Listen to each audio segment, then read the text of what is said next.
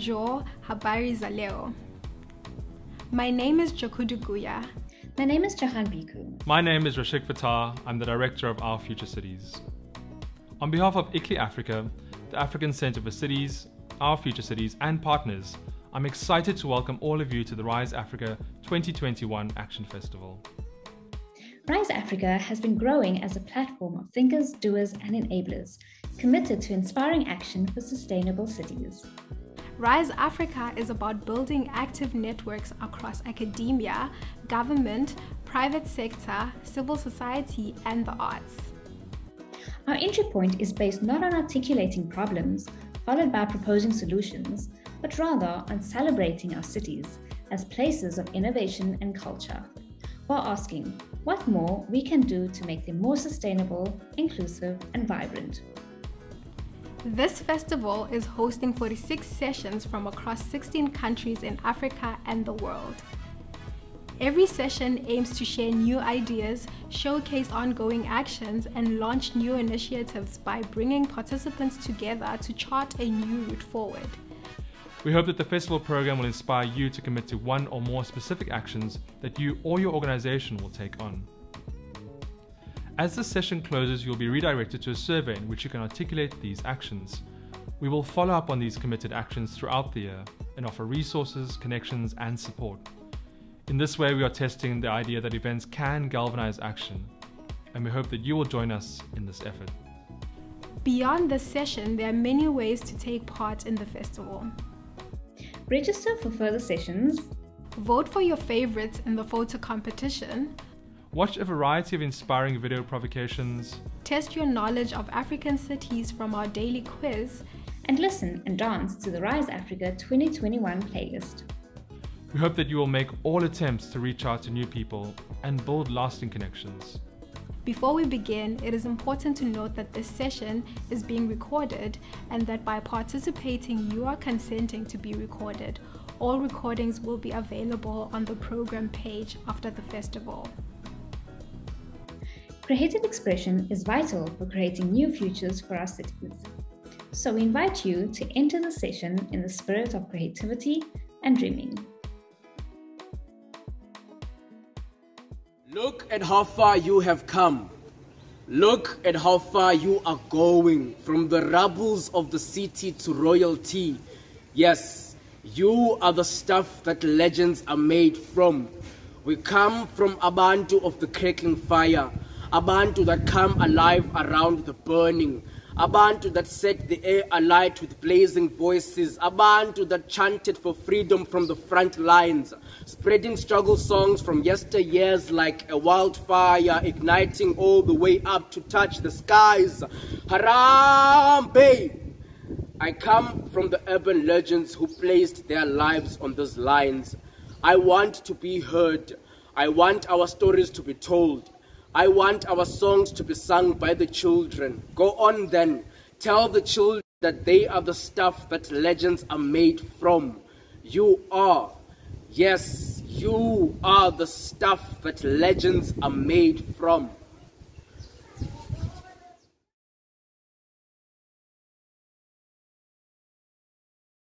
Good afternoon, everyone, and welcome to the session where we are launching a new initiative at the African Centre for Cities. My name is Edgar Pieterse. I am based at the African Centre for Cities and am very excited to welcome you and hope that you will enjoy this introduction to this new program. So the way we will handle the proceedings this afternoon is I will give you some background as to why we thought there was a need to launch this initiative. I will then hand over to my colleague, Dr Mercy Brown-Luthango, who will then discuss some of the core components of this new program. And at the end of her input, there'll be an opportunity for questions of clarification. And we hope that as many of you that are joining us today, many of you will, that your action as you've been asked to take will be to either sign up for the program yourself or to at least forward information about the initiative to someone that you think could sign up. So thanks again for being here. And at the heart of this new master's program is this idea of this incredible human being called a systems integrator. And what I want to do in the next 10, 15 minutes is walk you through why we think this particular heroic individual is called for, is needed today. But for this to sort of make sense, I've got to just beg your indulgence for a few minutes and just set a bit of a larger context. So what we see here is a potted history of development thinking in relation to macro development frameworks in South Africa over the last 40 years. And of course, what we know that the 1980s represent is, if we think of two poles in development thinking, as one centered around the neoliberal trajectory that has been hegemonic and extremely powerful over the last 40 years versus a social justice trajectory that has been, if you will, the subaltern position, the counterpoint to the neoliberal hegemony. But to sort of understand that neither of these poles are necessarily in full expression at any given moment. It's always a contestation. And what becomes the mainstream dogma for the developmental state, or for states for that matter, varies tremendously depending on societal understanding, collective mobilization, and so forth. So if we kind of think through the trajectory between Thatcher being elected at the end of the 70s, Reagan shortly thereafter, the kind of formidable pact that they established that effectively enrolled the entire world into a very particular mindset of statehood and governmentality, and think that trajectory in relation to the last 5 years of the Trump era that we've just emerged from. It gives you one aspect of the global dynamic. However, if we full out that, we can see that that era has also been punctuated by these profound economic crises, the most recent one, of course, being the impact of the COVID pandemic.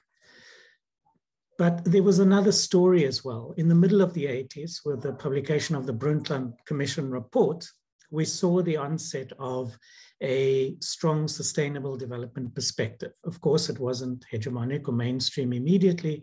It would take a whole number of world conferences and events during the 1990s to get to a point of the Millennium Development Goals around 2000, where there was a recognition that it wasn't just growth that was going to deliver development, but in fact it was attending to basic needs and socioeconomic rights. And of course, the MDGs were recently supplanted by the Sustainable Development Goals, which reflects now for the first time a recognition that inequality is constitutive of the contemporary global economic model.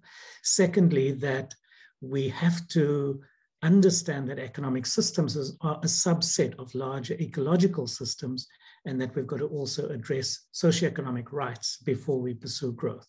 And that the challenge is to dismantle the current extractive global economic system and supplant that with something that is more inclusive and more sustainable and more just.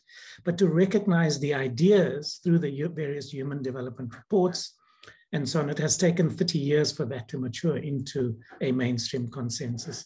And of course, alongside that were profound political ructions caused by the fall of the Berlin Wall as the symbolic moment of the collapse of the Cold War, and the manifestation of multi-party democratic expansion in Africa over the last 30 years.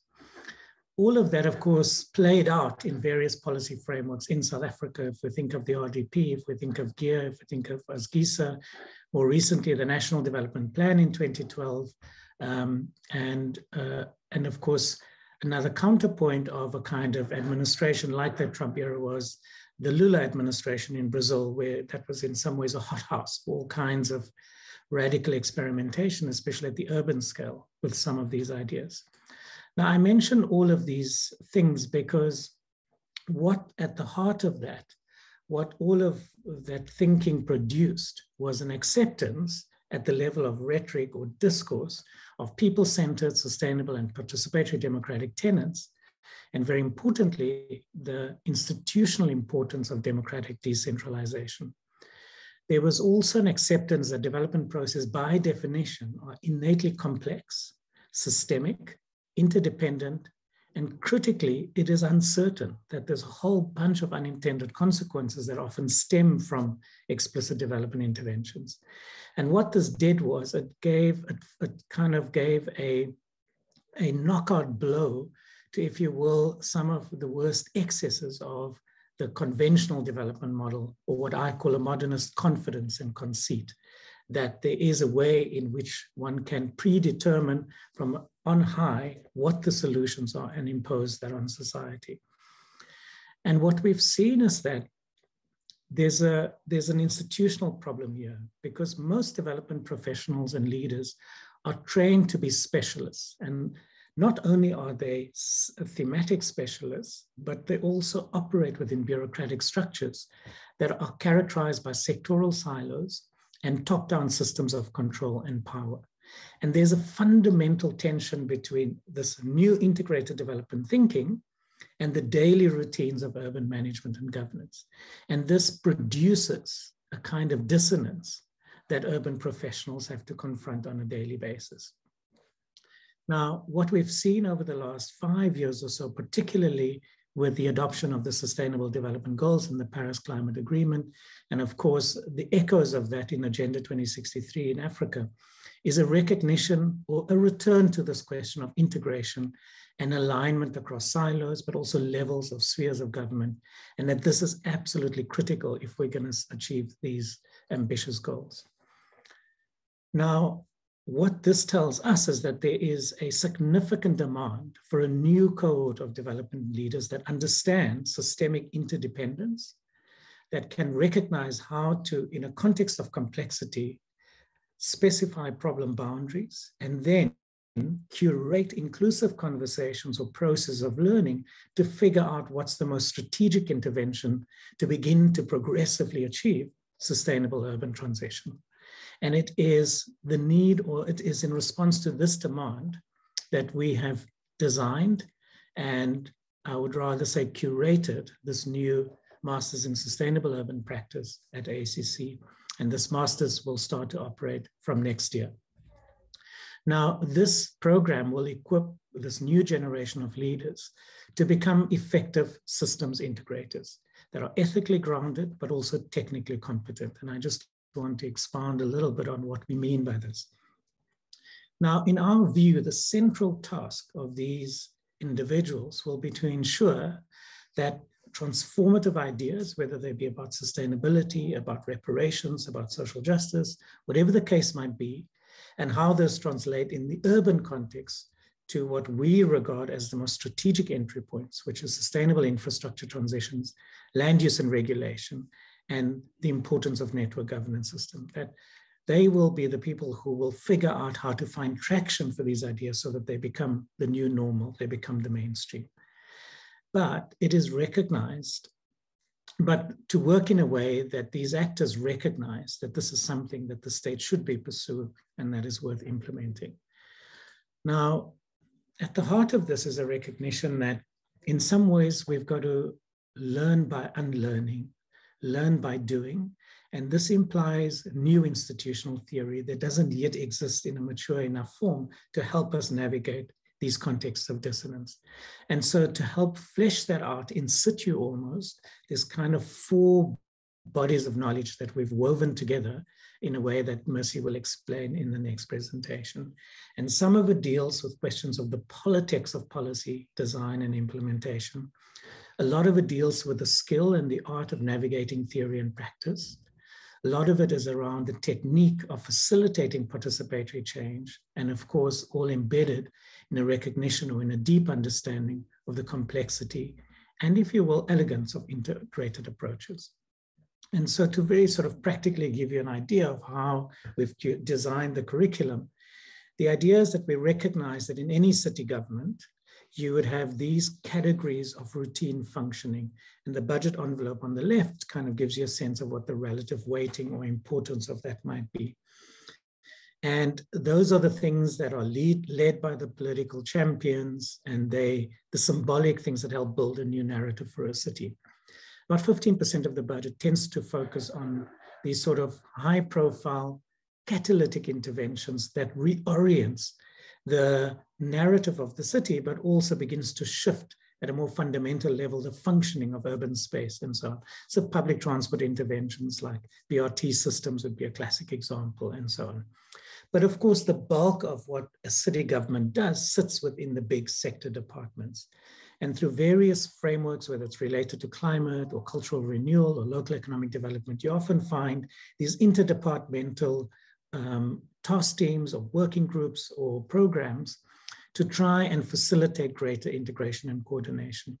And what we are interested in is the people who will be convening, managing, holding those spaces for integrated operations, but with a deep understanding of what the bulk of the normal functioning and operations of cities are. And so the kinds of roles these people need to play is to convene and curate the necessary conversations, not just within departments, but also between the state and non-state actors.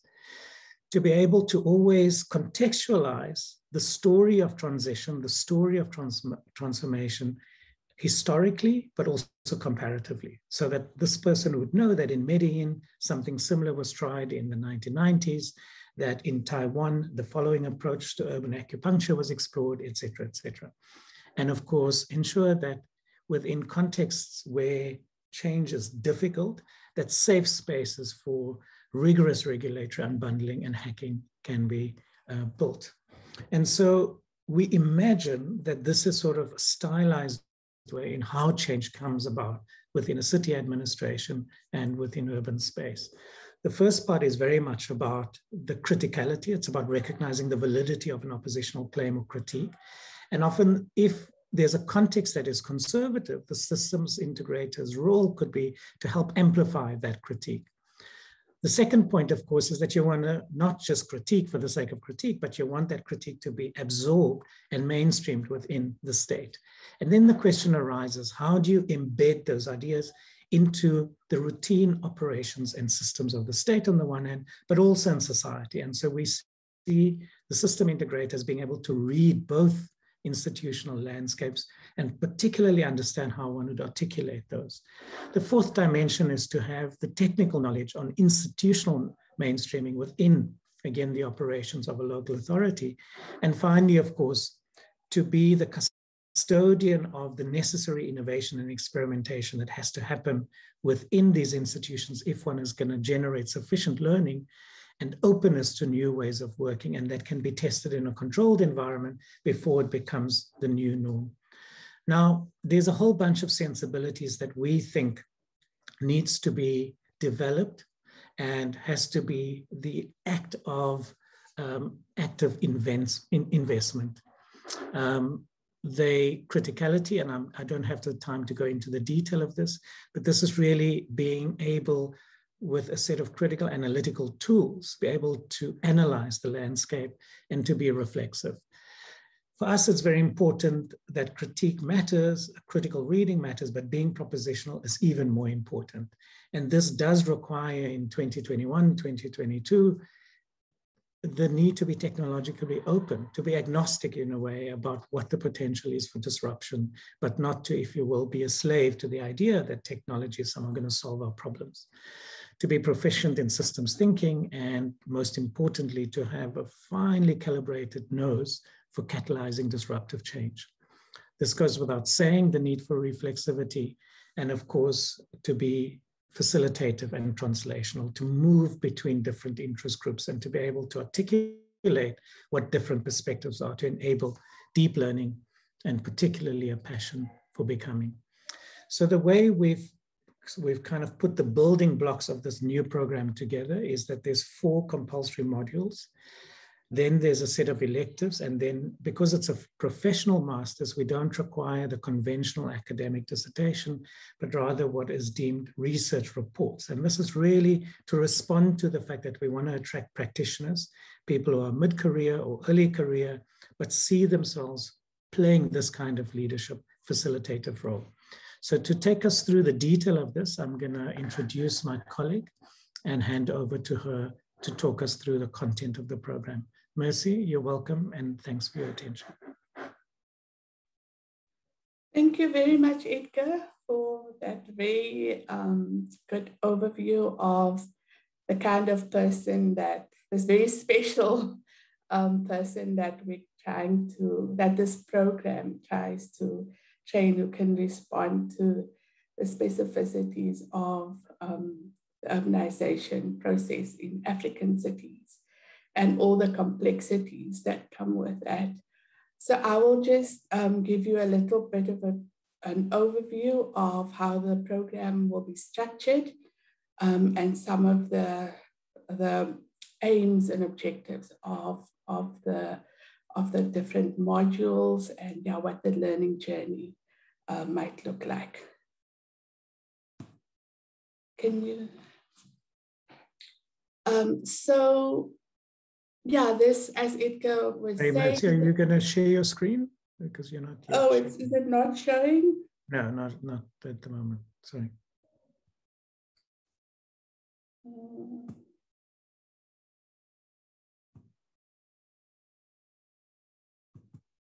Can you see it now?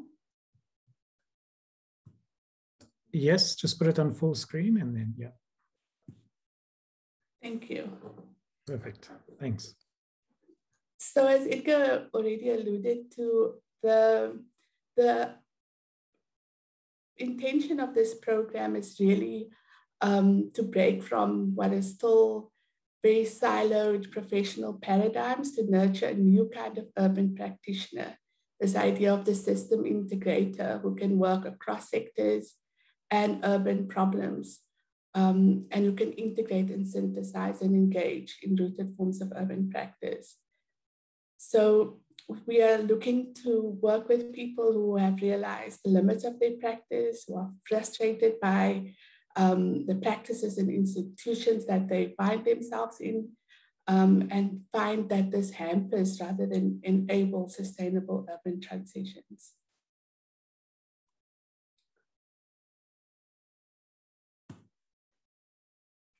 So this special hero that Edgar was talking about, we're looking for people who are able to work across sectors, scales, practices, expertise, urban professions and disciplines, and people who can work across professional norms and hierarchies, who are confident in different cultures of communications and can build bridges between sectors, fields, and forms of urban practice.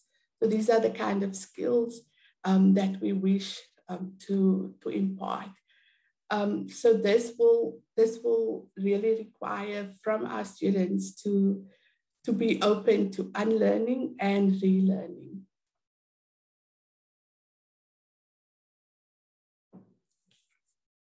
So this course is specifically structured and aimed at working professionals, people who are already in urban practice, and it will be the way in which it's designed. It will be block release. It will be a block release program where the different courses will be offered over the course of a 6-day contact week. So the program explicitly offers a space for students to bring their own work and experience into the learning process through different kinds of activities, different teaching methods, and specifically the use of different case studies from various parts of the African continent and the global South, so that we can learn from everyday practice. And students will be equipped in this way with critical, analytical, and practical skills.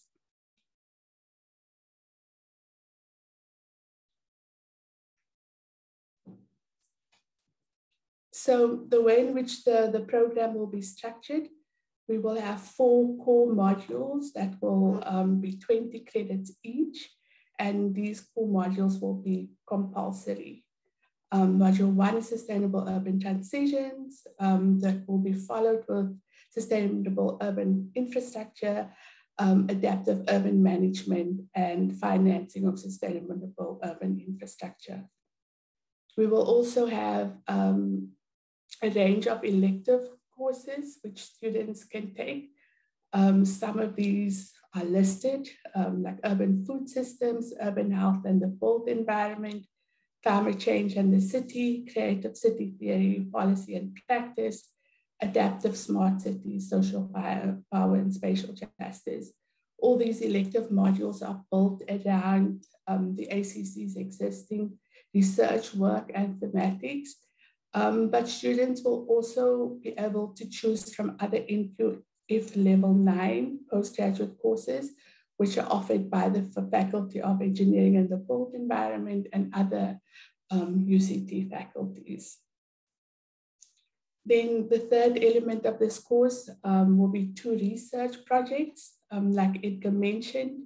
Because this is a professional master's, the research component will require students to not do a full dissertation, but rather 2 research projects.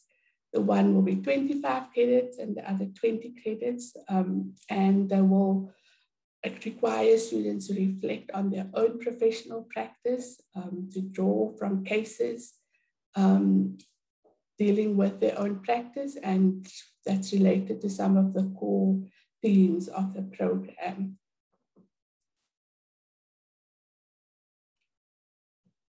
So in terms of the learning outcomes that this program aims to achieve, so the first is to really encourage students to learn from good practice from across the African continent and the global South. The key aims are to understand instances where, when, and why transformative urban change has taken place and what the implications are for policy transfer and scaling up.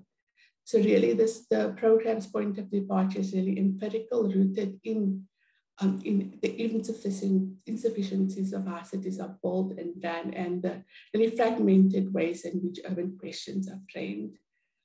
And secondly, we want to reflect and research the complex material, social, political, and physical, as well as technical dynamics that shape urban practice at a range of city scales.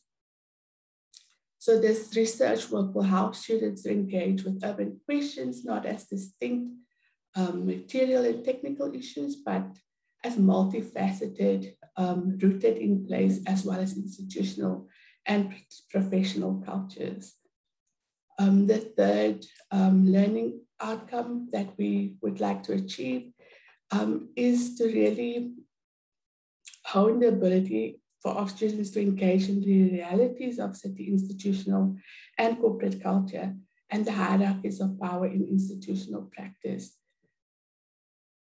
Lastly, the idea is for students to become adept at critical forms of communicating, engaging, and writing that allows them to return to urban practice as change makers with confidence and the necessary skill.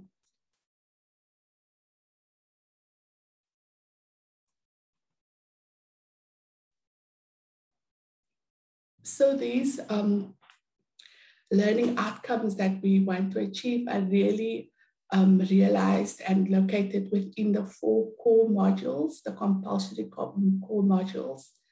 Module 1 is really looking to use literature-based conceptual frameworks, looking at the relationship between the nature of urbanization, its likely trajectory, and the operating systems of cities. So students will develop an understanding of the different patterns and drivers of urbanization, specifically in African cities. This will be the first module, the Sustainable Urban Transitions, which will then be followed by a look at infrastructure. As African cities prepare to face these different complex transitions, they are confronted with the reality of the infrastructure conditions, which we know in the African context specifically as the partial and fragmented infrastructure systems, supplemented by various informal and private sector initiatives to fill the gaps where formal infrastructure systems fall short. And so really this second module looks at really different kinds of infrastructure systems, hybrid urban systems, delivery arrangements, and for students to understand contemporary policy debates on the most suitable infrastructure approaches for countries and cities marked by large-scale poverty, spatial inequality, limited public resources, and exposed to dramatic environmental pressures. Module 3 will deal with the very important question of how we finance all this. And so we know in the African context, the core current financial models for service delivery have been insufficient in the face of the growing demand for infrastructure and the reality of the low income profiles of urban residents. So there's clearly a need for innovative approaches to finance infrastructure, which pay attention to hybridity, environmental sustainability, and institutional decentralization and the different large-scale transitions on the continent. So module 3 then will explore what these innovative approaches to financing of infrastructure might be. In the 4th module, we will really look at what this takes in practical terms, what this means, and really for our students, as an urban systems integrator, they will have to know and acquire adaptive urban management skills and the ability to move between scales, understanding the big picture, as well as the everyday and everything in between. It requires, like Edgar said, an understanding of the political economy of policies and identifying different leverage points in a complex and contextual urban system to advance experimentation and innovation. And these are the kind of skills and understanding which module 4 will aim to impart. And so all these 4 modules will be compulsory for students to take. The elective components of the program will really offer students a lens into particular urban questions. For example, looking at different urban food systems and the interplay between urban food systems and questions of equity and belonging in the city, looking at the relationship between urban health and the structure of the built environment, also climate change in the city. And these elective courses really complement the core courses, as well as the program's commitment and position. They allow students to see the interlinkages between particular urban processes, debates, and forms of practice. So the elective courses then will really support the core modules, the framing of the core modules, and will distill this, allowing students to engage experientially and substantively and to apply the program's critical frame.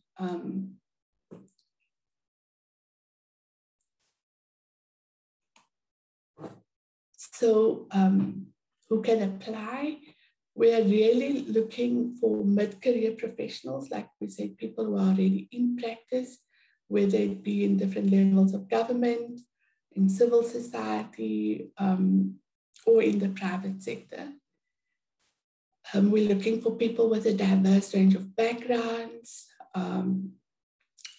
as well as different disciplines, different sectors. And so really, there's no particular discipline or prior degree that is prescribed, but students must have an NQ level 8, which is either an honors degree or a postgraduate diploma. Yeah, those are requirements. The requirements to apply for this program. The deadline for applications is the 31st of August of this year. And yeah, if you have any information, you can contact myself. And yeah, I hope many of you will apply or will encourage others that you think might benefit from a program of this nature. Thank you for your attention.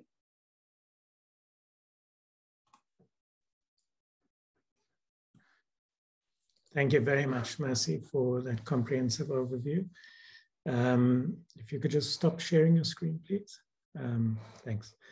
So there you have it, delicious buffet of fantastic ideas, concepts, and so forth. And one of the things to mention is that this has been designing and finalizing this curriculum, a process that has been led by Mercy, has been one of the most fascinating and exciting processes within ACC over the last year and a bit. So it's been very much a collective effort where we've tried to ensure that the research that we do on a routine basis, whether it's on urban food systems or on smart cities or on resilience or climate finance, whatever the thematic areas might be, to bring that expertise and the networks that sit behind these projects into the program and into the design. So it is completely up to date. It is grounded in the current realities on the continent and in the global south. And it is really, excuse me, an extension of a very lively and dynamic research culture within ACC. And so we're sort of inviting you into those conversations, but through a structured master's program. And it's very much geared towards people bringing their own professional experience and knowledge into the classroom. And that's the starting point, as opposed to just what the textbooks might say. So without further ado, I'm going to open up for questions in the chat function. You can also raise your hand, as far as I understand, using the function below. And my colleague Alma will alert me to anyone who may have a question or queries. Alma, anything from your side already? We've got a question from Paul. Okay, from Paul.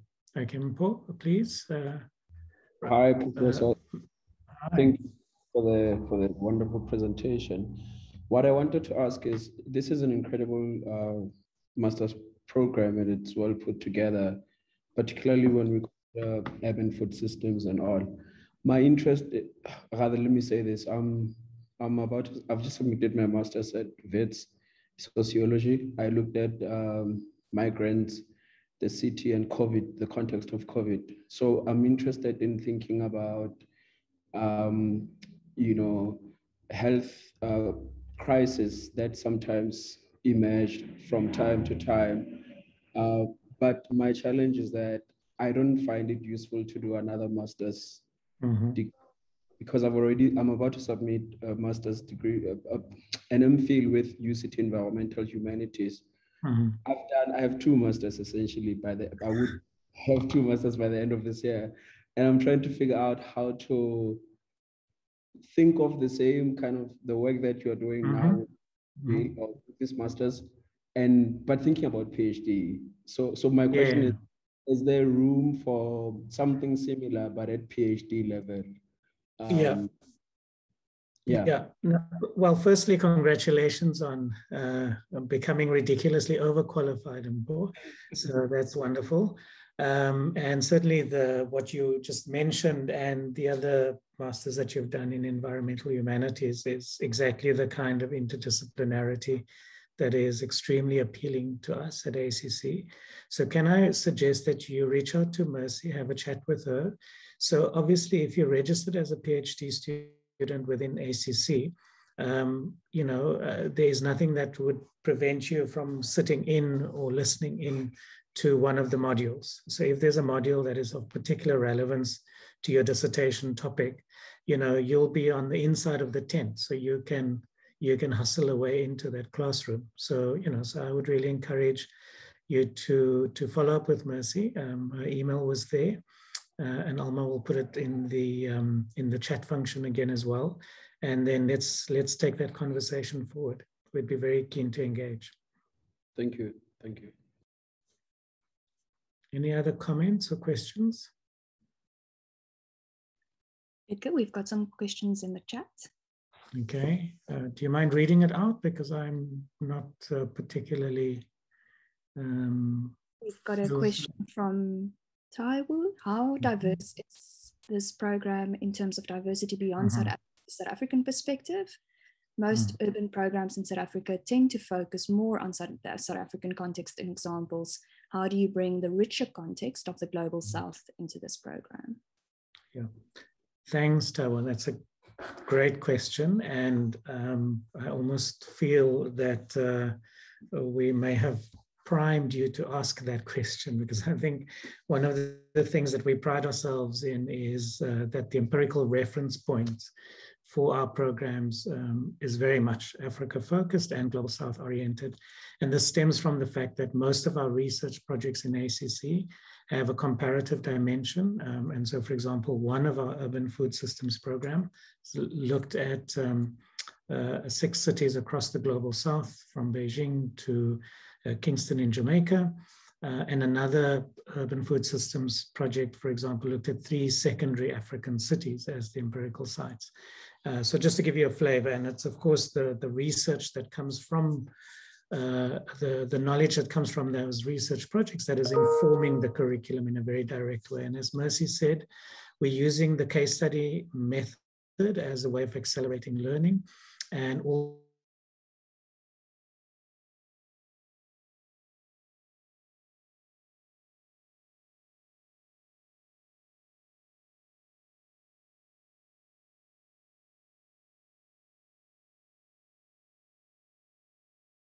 I hope that answers your question. Thanks, Mercy. Do you want to add anything to that, or is that fine? No, I think I'm covered. Yeah, just to say, our pedagogy is definitely very much case study based, and the idea is really to draw from case studies from not just South Africa, but the rest of the African continent and across the Global South. And yeah, looking at comparative cases. Thanks. So I see another question there following up on Paul's question is, how about those already on PhD level? Is there room for some form of exchange program with PhDs in South Africa, or any postdoc opportunities in a similar theme? So on the last part of your question, postdoc opportunities, we advertise on our website. So there are, unfortunately, in the current funding environment, there aren't that many opportunities, but we hope that will increase again, especially since it's always been a very important part of ACC's intellectual life, is to have a number of postdocs in the fold. We are currently testing a PhD seminar that isn't accredited in the sense that you get credits in your departments for, but allows urban studies students from different faculties and departments at UCT to have an exchange with each other. Given what we've now learned in the context of COVID, I'm pretty sure that there's opportunities to have, if you sit in another country, to have an opportunity to have a Zoom engagement with those seminars when they happen. And again, please reach out to Mercy and she can direct you to the right people in ACC working on that PhD seminar program that we currently running in ACC. The next question is, I'm a sustainable development student at Stellenbosch University. I'm in my 2nd year. It is a 3rd-year diploma and 1-year postgrad diploma. Will this help me qualify and take part in a master's in sustainable urban practice? I have no idea. I don't know if Mercy knows, but if she doesn't know whether a diploma track in sustainable development is sufficient as a qualification, then I'm sure we can double check that and revert back to you. But Mercy, you may have an answer to that question already. So in terms of the entry requirements, you need at least an honors or postgraduate diploma, which is an NQF level 8. So if that is a postgraduate diploma that you're doing, then I think that will be sufficient as an entry requirement.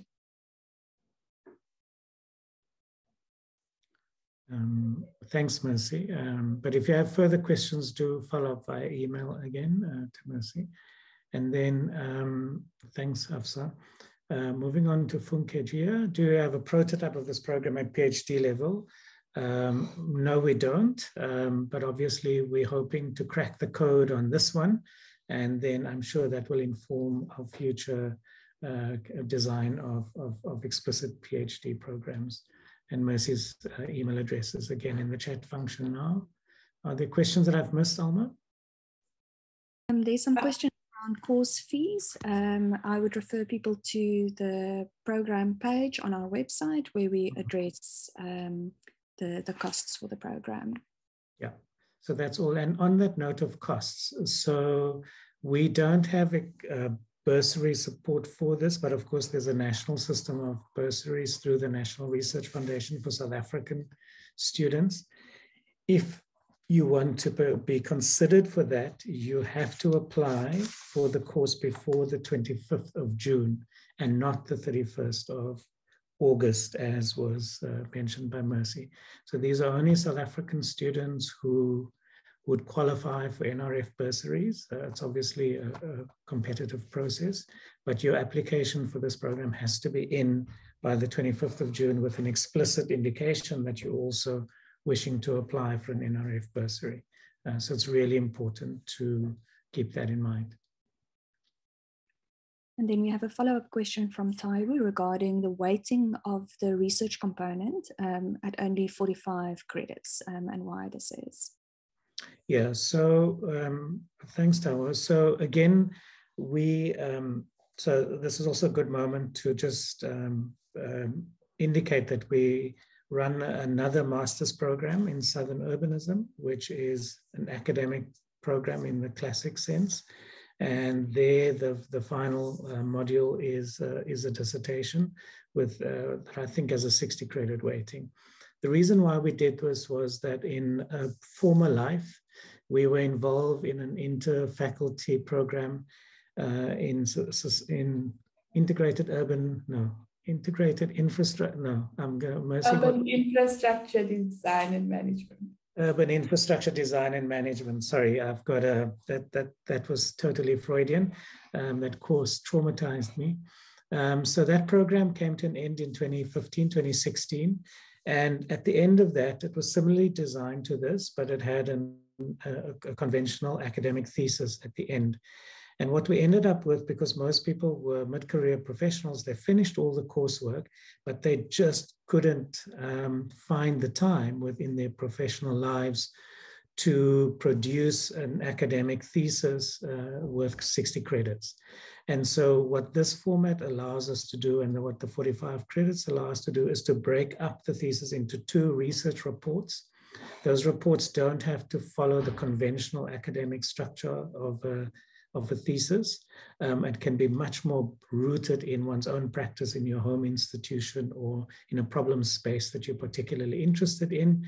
And there's a lot more scope to bring experiential learning and reflection into it and not follow the conventional format of the academic thesis at a master's level. So because of that, we thought that the weighting should be more in the domain of the modules, and that of course has different forms of assessment attached to each of it. I hope that answers the question. Can I just add something, Edgar? Yeah, please. Also, because this is a professional master's, there's a certain requirement in terms of accreditation that the research component cannot be more than a certain percentage of the overall, the credits for the research component cannot be more than a certain percentage of the overall course credits. So that's why we're keeping it at 45 credits as well. But it works out perfectly in terms of just students not having to do, like Edgar said, a full dissertation, but to be able to break it up into 2 smaller research projects. Thanks, Mercy. Great. So I think we've addressed all of the questions we've had so far. So thank you so much for joining us this afternoon.